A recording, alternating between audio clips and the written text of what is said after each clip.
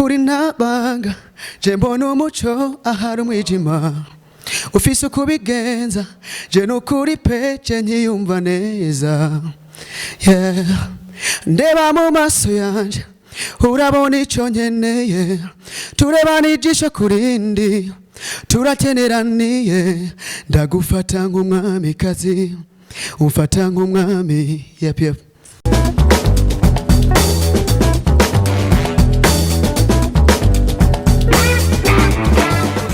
Welcome people in Amipro Show257. Remember kugira subscribe, share na comment kugira ngo ubu wa mbere kuzara kurikirana ibikorwa byose shira kuri Amipro Show257. Of course, my name is Amipro, the MC, the electricity, ambassador of ghetto, voice of money. Nkuko musanzwe mubizi kuri Amipro Show257 tugerageza kuzana ugwaruka rufise impano zigiye zitandukanye, yaba abaririmba, yaba abatambuka bamwe dukunda kwita yuko biyereka, yaba abashushanya eka ndetse n'abandi. Turi kumwe numwe mu gwaruka rubikora neza muri industry ya 2, 5, 7. Uyo nawe sundi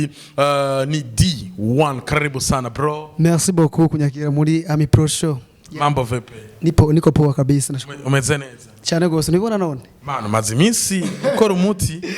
Ndabishima Imana kabisa kuri kurakora nibaza ko ingufu ziwanye n'ingufu za jewe nyene n'abandi bantu badu supporting nk'abo muri muziki. Yes, kumuntu atazi D1 gato gusa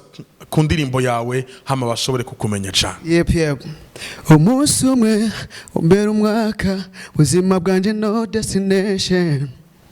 ndabura amahoro iyo undi kure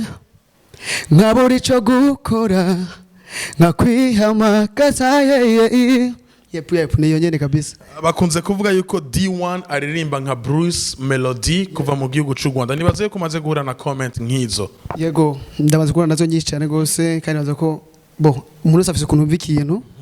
afise ukuntu ashaka kucyakira yumva si ndo binjira cyane. Ego. Iyo uhuye na comment nkizo urahezo kavyakira gute nka D1? Sometimes ni nova ko ndazakira neza. Ko ziranyeka ko umuntu ashaka kuvamo ikindi kintu muri kazoza. Other side nova ko bashaka ko bavuga D1 bavuga Bruce Melody bavuga ari D1 gusa nyene uririmba ari D1 bantu bavuga ngo gukora nk'umuntu runaka ndabaza ko umuntu navuze ko afise ko yumva ikintu umuntu ari wese ariko nitwa D1 ndirimba nka D1 ndabaza ko uba wumvise ari nka Bruce Melody ndabaza ko gusa humagara D1 ego akandi kantu gato bro ko bijanye na music only bro freestyle akari koko Imisi heza ni myinshi dare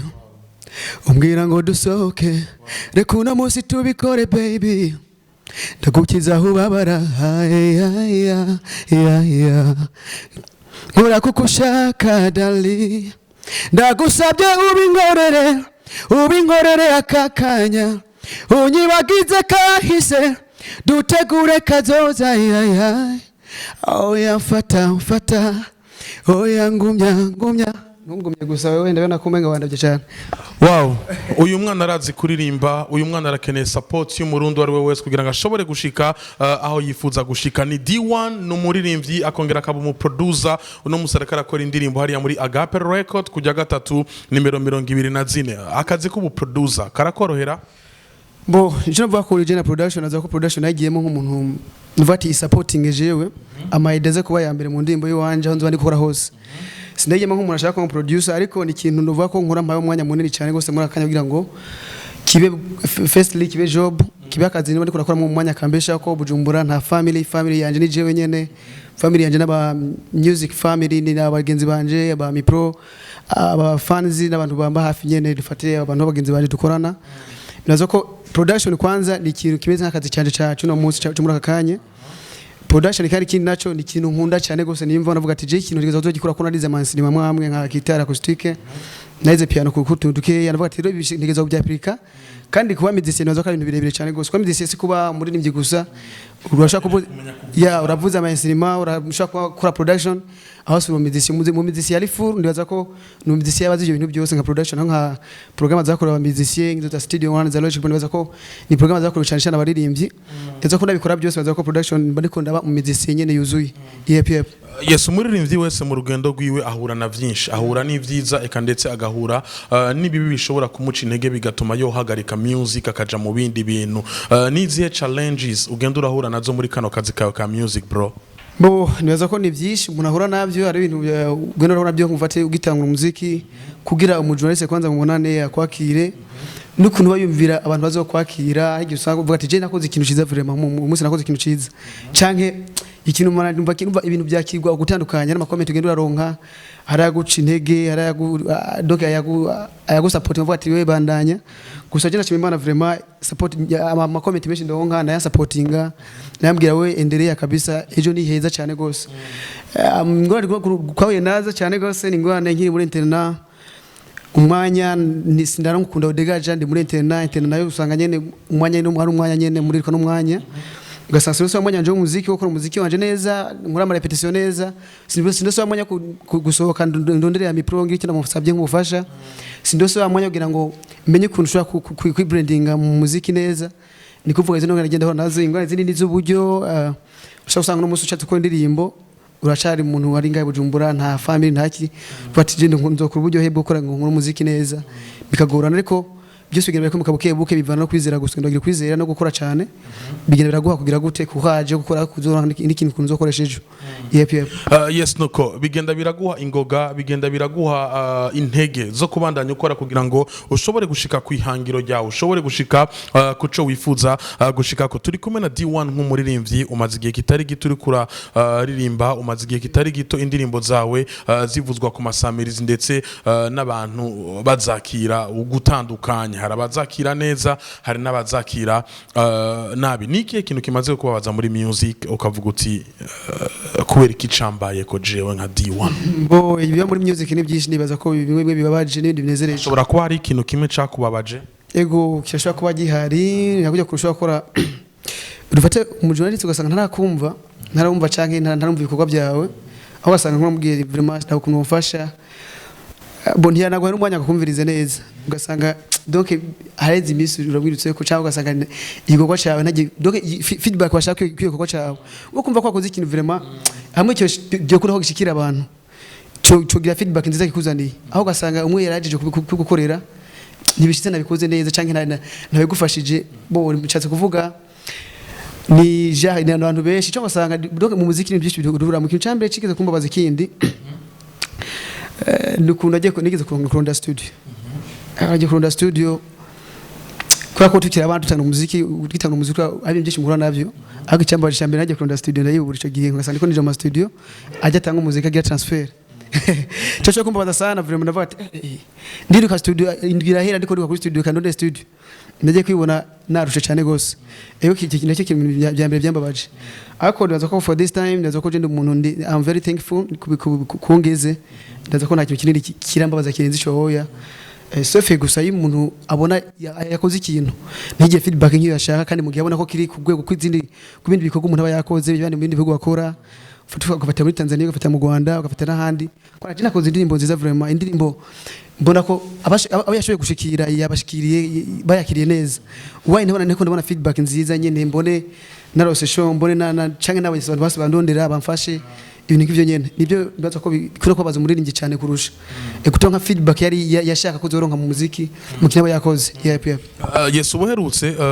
ku ndirimbo yawe wakoze indirimbo yakorewe muri imbere kuko indirimbo yakorewe muri Master Music hari indirimbo wari wakoze yitwa gute haje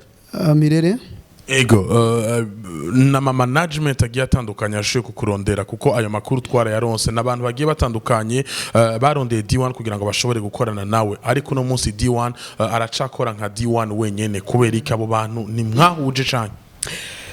bo inzira ni ndende ribaza ko inzira ya music ni ndende umuntu bisoko genda slow kuko yakushize mu mutwe wawe usanga nyine byagenze nabi kuvuga ko ari abantu bakurondera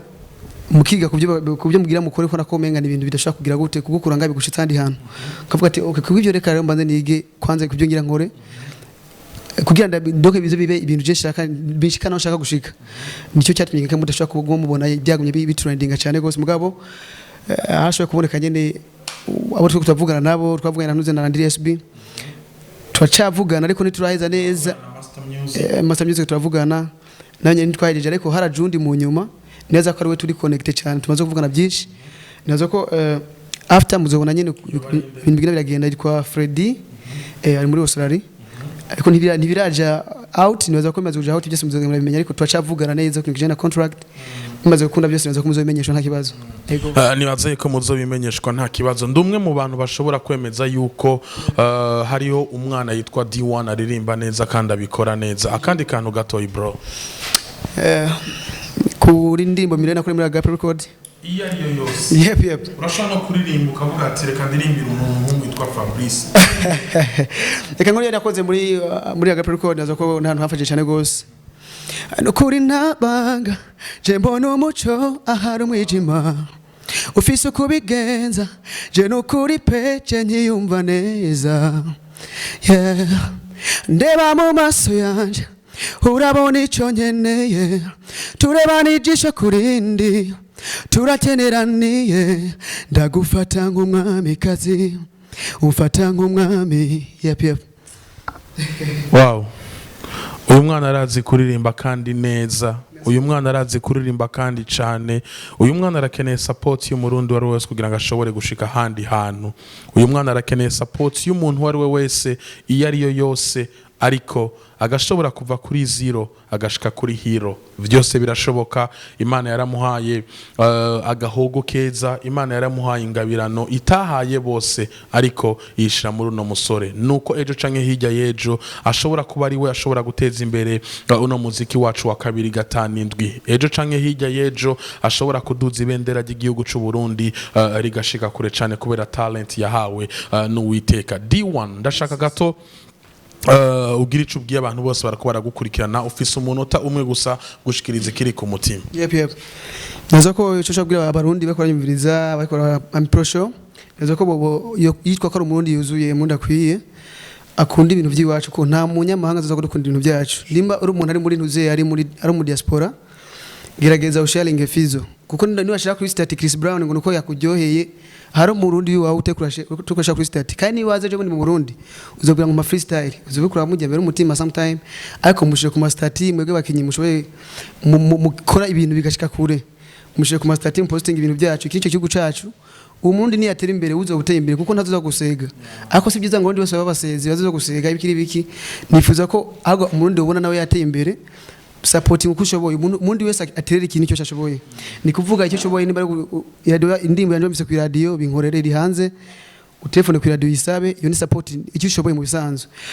dukundi igihugu cyacu kuruta uko donc tukikunda ko twikunda nta mwe mwaza kwikunda na gato hama ikindi wande mu supporting mu wibarutse umurundi wari barutse umwana ukamukunda gusumba wibarutse ni kibazo gikomeye cyane gose kuko uramuzanye uzanye umwana wo hanze mutifira ko akora bya bindi ngo yarushije uwi wawe umuhaye 100 miliyo wandi wari ngaha kandi bya gukunda yuko n'ubunga abikora kandi bikagira gute bikajya bikagenda neza neza ko twese tugiye hamwe nka Primusique amafaranga yabaye baririmbyi abanyere twe turi ngaha nyene tukobikora kandi abantu bakanezerwa iby'iwacu neza ko nk'umurundi yuzuye yonezerwa ibyacu agasupporting iby'iwacu bikagenda neza cyane gose kandi neza ko atananga bizoka gushika aba journalist nabo mudufashe mugerageze gukundisha iby'iwacu ndazi ko nta murundi yakakunda igikorwa cyacu abarundi bonyene ni kuvuga abarundi bonyene bakunda ikintu bakundishijwe umunsi nimviriza indimbo ya D1 akamva indwi yose guhera ku mbere gushika ku gatandatu indirimbo nikizoza ko ayikunda ko izobera nka virus muri yo imuryohere indimbo jende nze ndayikunda nuko mba namvise keshi ndacho akunda indirimbo namvise mu gabisa ko namvise kabiri karatu kandi kugira ngo ndayikunde niyaza yo korera ibyo byose nibikuba byo gukora